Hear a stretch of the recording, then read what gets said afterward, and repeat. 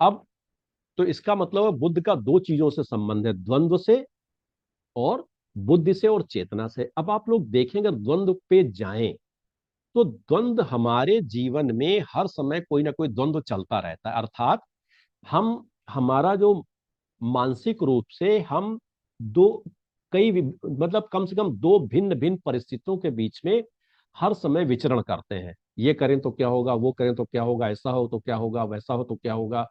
इसी को कहा गया है देवासुर संग्राम। देवासुर संग्राम का मतलब क्या होता है, आध्यात्मिकता और भौतिकता के बीच में जो है एक लगातार विचार विमर्श विचरण करना।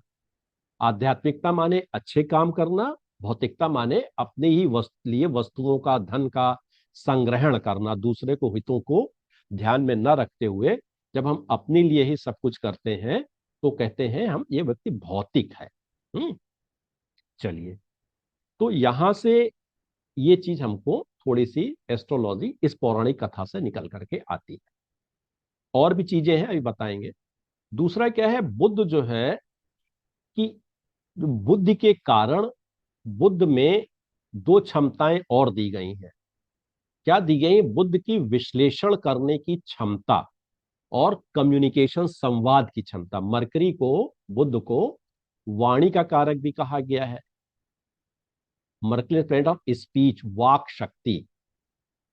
और बुद्ध को mercury is a planet of reading, writing, learning, skill, सीखना। देखिए, रीडिंग हो, लर्निंग हो, राइटिंग हो, स्किल मतलब कौशल सीखना, ये सब चीजें बुद्धि से ही आती है, बुद्धि के प्रयोग से। तो जो बुद्धि के जो काम हैं वही सारे बुद्धि के प्रयोग से जो जो कुछ भी हम लोग मानसिक शारीरिक रूप से ग्रहण कर सकते हैं वो सारा बुद्ध के दायरे में आता है। बुद्ध के व्यक्तित्व को, उसकी विश्लेषण क्षमता को समझने के लिए एक छोटी सी कहानी और है जिससे बहुत अच्छी तरीके से ये चीज समझ में आती है। क्या हुआ कि एक ये कहानी के माध्यम से बुद्ध के चरित्र को समझाने की कोशिश की गई। एक नवयुवक था। वो उसकी कहीं नौकरी लगी या जॉब लगा। वो अपनी कमाई, पहली कमाई को लेकर के घर जा रहा था। सोचा था घर जाएंगे और ये अपने पेरेंट्स को, माता को ये देंगे, उन्हें खुशी देंगे। तो जब वो घर जा रहा था तो रास्ते में उसी की आयु के, बिल्कुल लगभग समान आयु के एक जेब कतरे ने उसकी जेब काट ली। लेकिन उस जेब कतरे का दुर्भाग्य था और इस लड़के का सौभाग्य था कि जेब कतरा जो है वो पकड़ा गया। जब जेब कतरा पकड़ा गया तो मारपीट की बात तो छोड़े, दोनों में विवाद हुआ। और ये विवाद फिर जो है, मतलब ये कहिए न्यायालय में गया। और वो न्यायालय में जाते जाते वो पहुंच गया, जब छोटे न्यायालय में उसका निर्णय नहीं हो पाया। क्यों नहीं हो पाया, अभी देखते हैं कहानी में क्या आता है। वो जाकर के समझ लिए कि देश के सर्वोच्च न्यायालय में पहुंचा।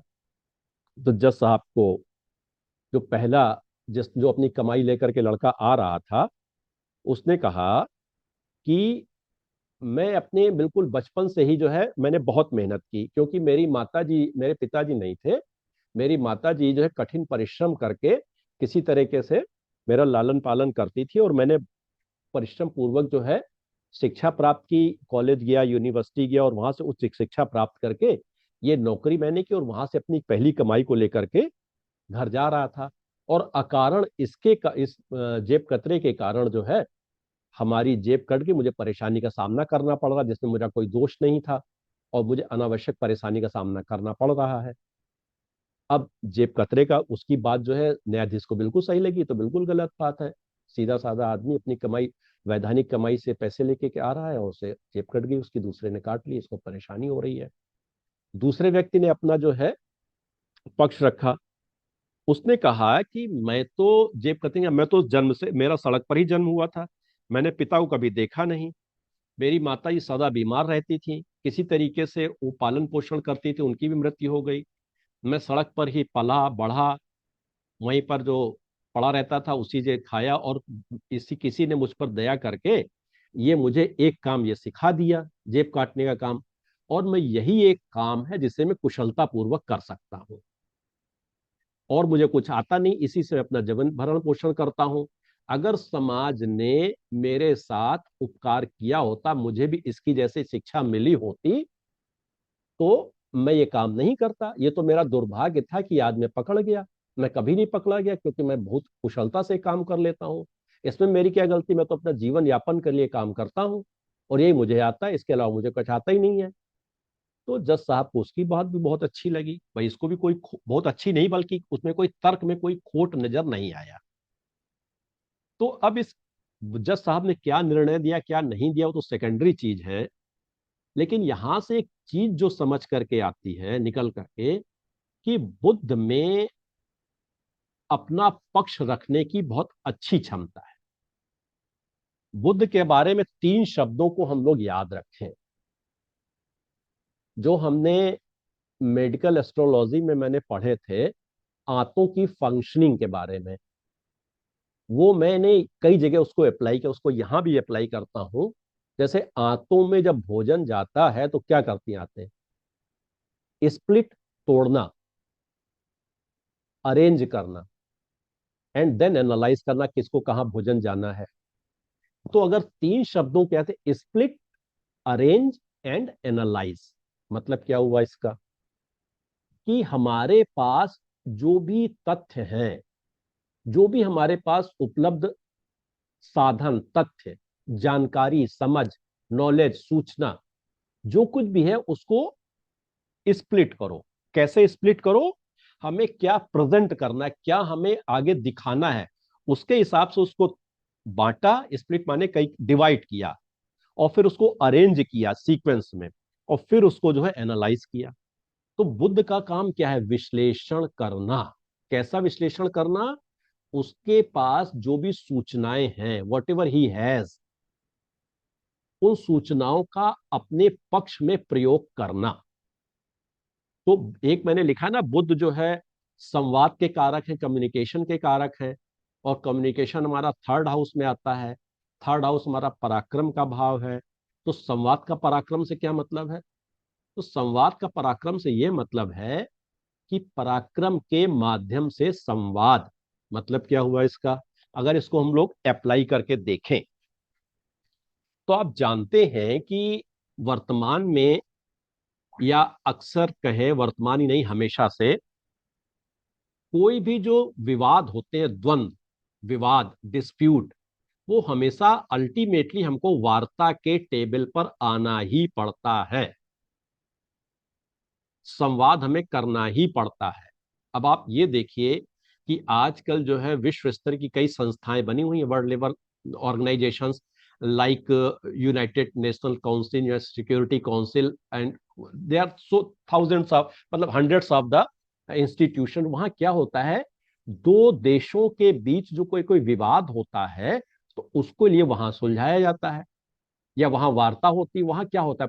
अपना पक्ष ही तो रखा जा रहा है।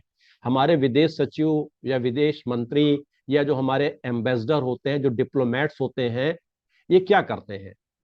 संवाद ही तो करते हैं। और संवाद के माध्यम से ही जो है ये समस्याओं को सुलझाते हैं। तो कैसे संवाद करते हैं? उनके पास सूचनाएं हैं। कौन सी सूचनाएं? अपने जो भी उनकी जो घटना घटित हुई उससे संबंधित सूचनाएं हैं, उनको उन्होंने सूचनाओं को अलग अलग भागों में बांटा। ये हमारे पक्ष, ये विपक्ष, ये कमजोर है, ये अच्छी है, इससे हमारा पक्ष मजबूत होगा, उसको उन्होंने अरेंज किया। फिर उसको उन्होंने अपने पक्ष में एनालाइज किया, और उसी वार्ता से आप जानते हैं परिणाम निकलते हैं, देश जीतता है, देश हारता है। तो जो हमारे कम्युनिकेटर हैं, जितने भी संवाद करने वाले व्यक्ति हैं, वो चाहे नीचे से लेके ऊपर तक, संवाद का स्तर क्या है? हम दो लोग मिले, गपशप की, ये भी संवाद है। और दो बहुत हाई, मतलब क्या कहते हैं, स्टैंडर्ड स्टैंडर्ड के हाई स्टेटस के लोग मिले, दो विदेश मंत्री मिले, दो आचार्य मिले, दो बहुत बड़े बड़े बिजनेसमैन मिले, उनके बीच कम्युनिकेशन हुआ, वहां से कुछ रिजल्ट आया। राइट? तो बुद्ध का क्या काम है? संवाद। और कैसा संवाद? ऐसा संवाद जो जो जो हमारा पक्ष बिल्कुल स्पष्ट करे। रिप्रेजेंटेशन या प्रेजेंटेशन, नॉट रिप्रेजेंट बल्कि प्रेजेंटेशन। बुद्ध का काम क्या? प्रस्तुतिकरण करना। ऐसा प्रस्तुतिकरण करना जिससे जो है लगे कि इन्हीं का पक्ष सही है। तो इसीलिए बुद्ध जो है टीचिंग के कारक भी माने गए। जो डिप्लोमेट्स होते हैं, हाई लेवल कम्युनिकेटर जो होते हैं, कि हमारी बात समझ में आए। आप देखें बहुत से नेता लोग जो होते हैं उनको भी कहा गया they are very good communicator. कैसे? उनके द्वारा कही गई बात जनता के मन में जाती है, उतर जाती है। अपना पक्ष इस तरीके से रखते हैं कि जनता कहती नहीं यही सही है, बाकी सब गलत है।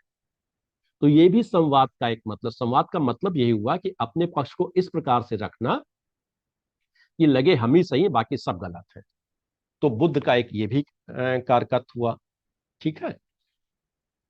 तो ये हम लोग कहानियों से ये चीज हमारी समझ में आई। अब क्या चलते हैं हम लोग, बिल्कुल पहले दो चार मोटी मोटी चीजें समझ लेते हैं फिर समझते हैं। तो हम लोगों ने बुद्ध को समझा द्वंद्व के माध्यम से, mercury the planet of presentation, प्रस्तुतिकरण, संवाद के माध्यम से हम लोगों ने समझा। बुद्ध जो है रीडिंग के, राइटिंग के, लर्निंग के, स्किल, स्किल माने कौशल सीखना कारक है, बुद्ध संवाद के कारक है, बुद्ध बुद्धिमत्ता के कारक है, बुद्धि हमारी चिंतन मनन करती है और बुद्धि से ही सारे कार्य होते हैं। ये सारी चीजें हम लोगों ने समझी। बुद्ध को जो है नारद की संज्ञा भी दी गई। नारद कौन है? ब्रह्मा जी के मानस पुत्र है। मानस पुत्र माने मन से उत्पन्न किए गए पुत्र। जो मन से उत्पन्न होंगे तो मन के कार्य करेंगे, मानसिक मेंटल वर्क करेंगे। नारद जी क्या करते थे? नारद जी पूरे संसार में विचरण करते रहते थे। और नारद जी की गति भी बहुत तेज है, जैसा हम लोग कथाओं में सुनते रहे।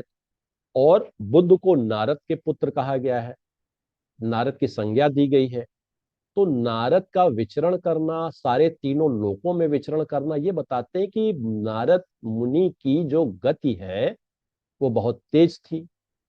तो बुद्ध की गति भी बहुत तेज है। और जिसकी भी गति बहुत तेज होती है उसमें क्या होती है? अस्थिरता होती है, चंचलता होती है। तो बुद्ध क्या है? अस्थिर है, चंचल है। और क्या है नारद जी के काम? नारद जी देवलोक, पृथ्वीलोक सभी जगह आते जाते थे। वो पृथ्वीलोक की, देवलोक के जो है क्या कहते हैं, अ, अच्छी बातें या मैसेज वो पृथ्वीवासियों को देते थे। और पृथ्वीवासियों की शंकाओं या समस्याओं को देवताओं के पास पहुंचाते थे। मतलब दोनों के मध्य बीच पे वो संवाद वाहक थे, कनेक्टर, मीडिएटर। तो बुद्ध क्या है? मीडिएटर है, मध्यस्थ। इसीलिए जो आप जानते हैं, जो क्या कहते हैं, कमीशन एजेंट जो होते हैं, वो बुद्ध की कैटेगरी में आते हैं। क्यों? उन्हें अपनी कोई कैपिटल लगानी नहीं, इनकी बात उधर समझाई, उनकी बात उधर समझाई, और अपनी बुद्धि का इस्तेमाल किया। मध्यस्थ, दो वार्ताकारों के बीच में मध्यस्थ, उसका काम ही दोनों को भी समझौता कराना, मध्यस्थता करना, जिससे हम सही निष्कर्ष पे पहुंचे। तो सही निष्कर्ष मतलब एक व्यक्ति की कही गई बात को दूसरे व्यक्ति के हित में बना करके कहना। हो सकता है कि एक व्यक्ति जो कहना चाह रहा है वो तो दूसरे के हित की बात, लेकिन वो सही ढंग से न कह पा रहा हो। तो बुद्ध का या मीडिएटर का या कमीशन एजेंट का क्या काम है? कि उस व्यक्ति द्वारा कही गई बात के दूसरे के हित को, हित में, हित के पक्ष में रखते हुए जो उसे समझाना। तो बुद्ध क्या करते, नारद क्या करते थे? दोनों मध्यस्थ का काम करते थे। और क्या करते थे? जब पृथ्वीलोक और देवलोक की बात आ गई, तो यानी कि मतलब बुद्ध भी जो है, जितने वो भौतिक, पृथ्वी का मतलब होता है जड़, भौतिकता। भौतिकता का मतलब ये होता है वही अपने लिए धन, वस्तुओं का संग्रहण, व्यापार, और ये सब चीजें भौतिकता कहलाती हैं। और आध्यात्मिकता क्या है या देवलोक क्या है? ऊपर उठना। किससे ऊपर उठना? धरती से ऊपर उठना। धरती से ऊपर उठने मतलब है वस्तुओं के संग्रहण, धन, उनसे सबसे ऊपर उठना। तो बुद्ध में ये क्षमता है जो बराबर से जो है भौतिकता और आध्यात्मिकता में रह सकते हैं। दोनों में वो समान जो है उनका अधिकार है, जब चाहे वो भौतिकता को छोड़ दें और आध्यात्मिकता तक पहुंच जाए। तो बुद्ध को इसलिए जो है नारद कहा गया है। और क्या कहते हैं, मतलब ये भी समझ सकते हैं कि भौतिकता का मतलब होता है निम्न स्तर, आध्यात्मिकता का मतलब होता है उच्च स्तर, ऊपर उठना। तो बुद्ध जो है निम्न स्तर से लेकर के उच्च स्तर तक की जो है मानसिक विकास की क्षमता रखते हैं, राइट। तो नारद की वजह से इनसे कैसे संज्ञा दी गई, कम्युनिकेटर, मीडिएटर, हर जगह विचरण करना, दो लोगों के मध्य क्या संवाद, सामंजस्य, या एक दूसरे का मैसेजिंग करना, है ना। देखिए बुद्ध को क्या कहता है, कम्युनिकेटर कहा गया। तो जो दो चीजें कम्युनिकेशन के क्या कहते हैं संबंध में प्रयोग की जाती हैं, वो सब जो है बुद्ध के दायरे में आती। जो भी हमारे कम्युनिकेशन के इंस्ट्रूमेंट्स हैं, कम्युनिकेशन के साधन है, आवागमन के साधन है, वो सारे जो है बुद्ध के क्षेत्र में आते हैं। हमारी बॉडी में देखिए, आप लोग बताएं, थोड़ा सा जानकार है सब लोग, बॉडी में ऐसा कौन सा हमारा तंत्र है जो सूचनाओं का आदान प्रदान करता है पूरे बॉडी में, और with in fraction of seconds करता है, बताइए। Sir neuron. Very good, neurons. Neurons को सिस्टम क्या कहते हैं, नर्व सिस्टम, है ना। Yes sir. तो नर्व सिस्टम ही जो है ये कम्युनिकेट करता है। तो मरकरी क्या है, हमारी बॉडी के नर्व सिस्टम का कार्य है, सेंट्रल नर्व सिस्टम का, समझ गया। तो ऐसे लिंक किया जाता है। बुद्ध की एक क्वालिटी से हम लोगों ने कितनी चीजें की, वो कम्युनिकेटर है, मीडिएटर का हम लोगों ने लिंक किया, कम्युनिकेटर कम्युनिकेटर को लिंक किया। बॉडी में जो भी immediate communication nerve system neurons के माध्यम से जाता है। तो शरीर में हमारे जिस तरह मंगल जो है रक्त में आरबीसी के कारक थे, चंद्रमा लिक्विडिटी के कारक थे, है ना। बुद्ध जो है एनर्जी, ऊर्जा के कारक थे। कारक तो ये तो वैसे बुद्धि के कारक हैं, लेकिन पार्ट्स ऑफ बॉडी की बात कहें तो जो नर्व सिस्टम है, न्यूरॉन्स हैं, ये जो है बुद्ध के दायरे में आते हैं। और कहा गया है कि कुछ देशों में बुद्ध के स्वरूप का ऐसा वर्णन किया गया, उसके पैरों में पंख लगे हैं और सिर में भी पंख लगे हैं। पंख लगने का मतलब क्या आता है, उड़ना। उड़ना माने बहुत दूर तक बहुत जल्दी चले जाना, है ना। और जब कोई व्यक्ति जब जैसे पक्षी उड़ रहा होता है, क्या होता है, हमेशा सक्रिय रहता है, क्रियाशील रहता है। तो बुद्ध की गति भी बहुत तेज है, और बुद्ध जो है विचरण कर सकते हैं। विचरण मतलब कहीं भी कोई भी ग्रह कर सकता है, लेकिन बुद्ध में विचरण की जो है शक्ति ज्यादा है। मतलब सूक्ष्म लोक से बहुत, मतलब स्थूल स्तर तक का, मतलब कहीं भी जा सकते हैं। बुद्धि बहुत तेज होती है, मतलब बुद्धि का, ये कहिए कि बुद्धि के माध्यम से जो हमारा मानसिक विकास है, वो स्थूलता से लेकर बहुत सूक्ष्म स्तर तक हो सकता है। तो पैरों में पंख लगे होने का मतलब है बुद्धि का बहुत तेजी से कार्य करना, बहुत दूर तक कार्य करना, बहुत ऊंची उड़ान भरना, है ना।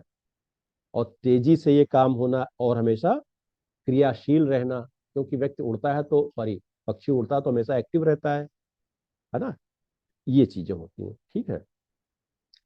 बुद्ध को और जो कहा गया है कि ये बुद्ध को यौगिक शक्ति भी मिली हुई है, यौगिक सिद्धि। सिद्धि का मतलब होता है, जैसे कहेंगे उनको सिद्धि है, मतलब वो चमत्कार कर सकते हैं वो, या कोई उनके कोई रहस्य है उनके पास जो सबके मन की बात जाते हैं, या उनको ठीक कर देते हैं। ये सम काइंड ऑफ सिद्धि, चमत्कार है, रहस्य। यौगिकता क्या मतलब होता है, इंद्रियों की पुष्टता, इंद्रियों का स्ट्रांग होना, है ना। और इंद्रियां क्या करती हैं, देखने, सुनने और समझने की क्षमता का विकास करती है, यौगिक सिद्धि। और इंद्रियां हम लोग जानते हैं, हमारी ज्ञान इंद्रियां कौन कौन सी है। तो इंद्रियों की जो सिद्धि है बुद्ध को, इंद्रियों की सिद्धि होने से क्या होता है, मतलब जैसे हम आंख कान नाक की ही बात करें, तुरंत देखा या कभी भी देखा, जरा सा सुना या सुगंध आई, तो हमने देख लिया, समझ लिया कि फलानी चीज यहाँ, या ये चीज है, ये वैसी चीज है। ऑब्जर्वेशन, इंद्रियों के माध्यम से हम लोग ऑब्जर्वेशन बहुत अच्छा कर लेते हैं। मतलब किसी ने एक फ्रैक्शन ऑफ सेकेंड्स के लिए किसी के घर आप गए, और एक आपने निगाह घुमाई और आपने उसके सब देख लिया उस रूम में या फलाने में क्या क्या चीजें हैं with in fraction of seconds. फिर आप दूसरे बता, देखो वहां ये रखा है, वहां ये ऐसा है, वैसा है, पीला है, काला है, what ever it may be, you can observe very quickly. तो हम अपनी सराउंडिंग्स को बहुत जल्दी ऑब्जर्व कर लेते हैं, यही चेतना का काम है। तो mercury is planet of observation और मर्करी ने प्लेनेट ऑफ ऑब्जेक्टिविटी, है ना, वस्तुनिष्ठता। ऑब्जर्वेशन करना और ऑब्जेक्टिविटी अपनाना, ये बुद्ध का मुख्य काम। ऑब्जेक्टिविटी क्या होती है, वस्तुनिष्ठता क्या होती है? वे कहते हैं अपने अनुभवों का निष्पक्ष विश्लेषण करना, यानी जीवन की प्रत्येक घटना का अवलोकन करके, उसका चिंतन मनन करके, उसका सारभूत प्राप्त करके और उसी को जो है प्रस्तुत करना, यही ऑब्जेक्टिविटी है। वस्तुनिष्ठता जिसे कहते हैं, किसी चीज को देखा, एनालाइज किया और उसको जो है प्रेजेंट किया। तो मर्कली इज प्लेनेट ऑफ ऑब्जर्वेशन, वस्तुनिष्ठता। ठीक है, तो ये आ गई, ये हम लोगों ने समझा।